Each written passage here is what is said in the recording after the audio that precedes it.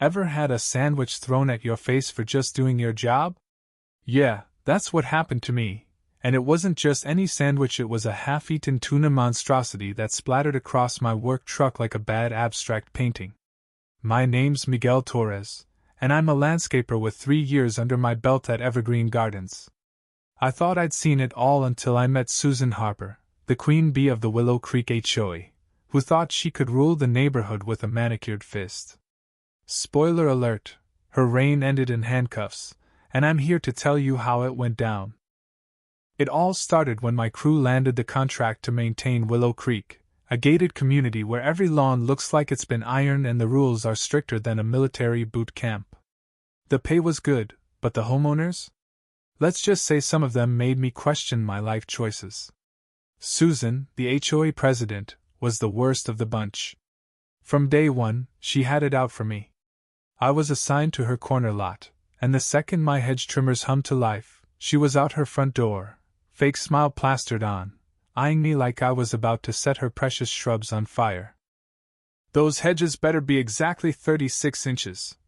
She snapped, arms crossed, her designer sunglasses perched on her perfectly highlighted hair. "The HOA has standards, and I'm watching you." I nodded, keeping it professional.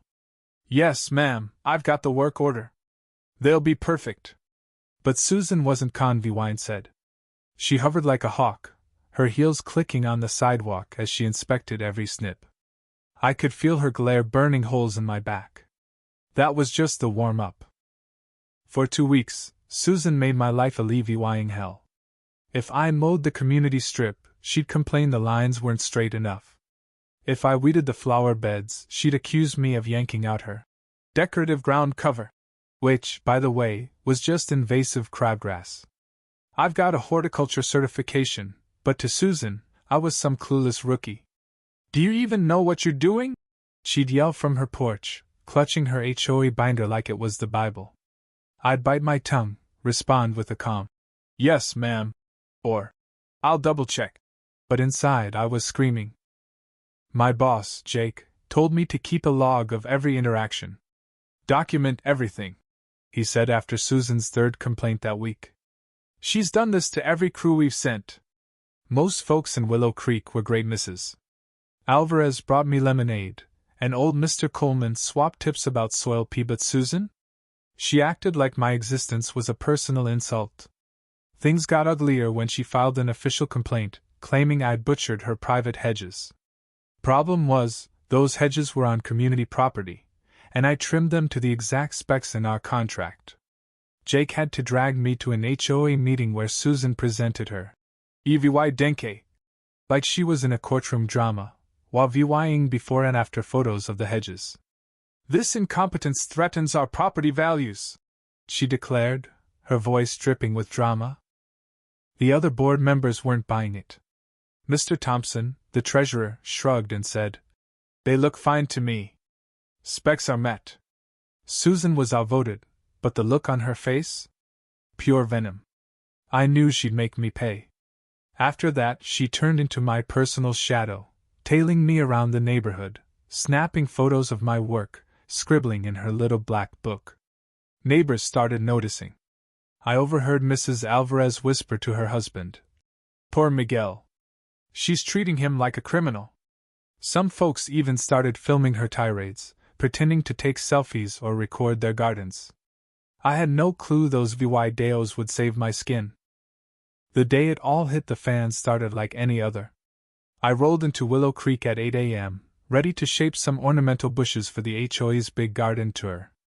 The garden committee had given me a laminated diagram, and I was following it to a T when Susan stormed out of her house, a half-eaten tuna sandwich in one hand, her phone in the other.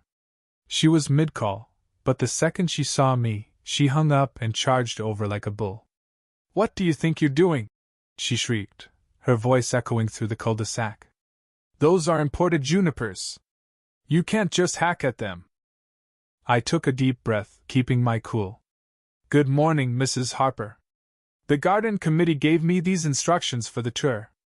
I'm following their plan." I held up the diagram, but Susan's face turned tomato red. "I don't care what they said. I'm the HOA president, And I'm telling you to stop. I stayed calm, my voice steady. I understand, but I have to follow the approved work order. If you want to talk to the committee or my boss, I can give you their numbers. That's when she snapped.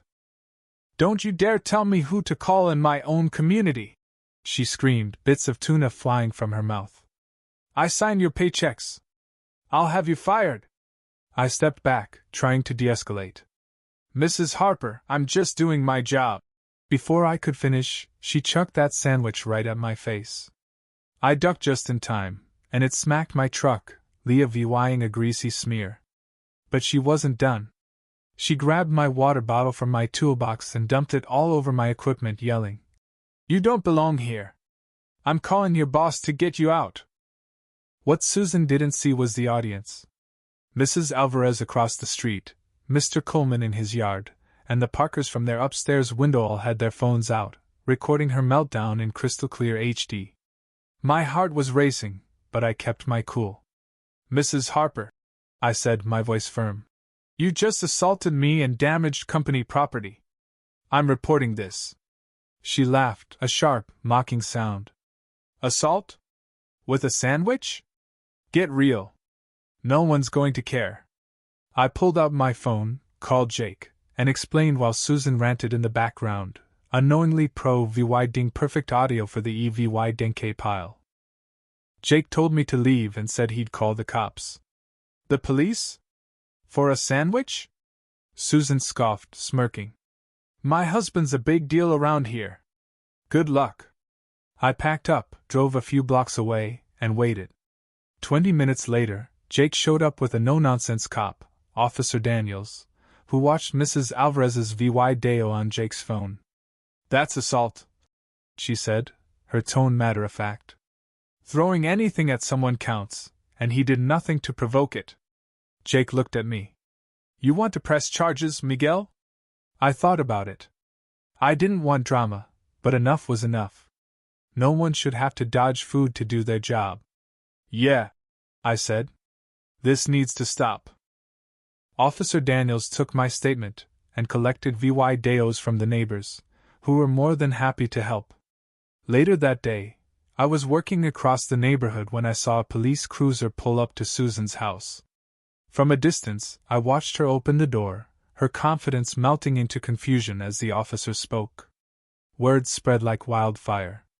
By the next morning, Mrs. Alvarez was grinning as she told me. You should have seen her face when they said assault. Kept whining, but I'm the HOA president. Like that made her untouchable. The HOA board didn't waste time. They held an emergency meeting, watched the videos, and booted Susan as president, citing conduct unbecoming. A few days later, I got a court summons. The prosecutor was moving forward with a misdemeanor assault charge, 6 months in jail, and a $2,000 fine were on the table. On court day, I was nervous but ready. Susan showed up with a fancy lawyer, her face a mask of defiance, avoiding my gaze. Her lawyer argued it was a brief lapse in judgment, and no harm was done. The judge, a sharp woman with zero patience for nonsense, wasn't having it. Mrs. Harper, she said, peering over her glasses, your behavior was deplorable.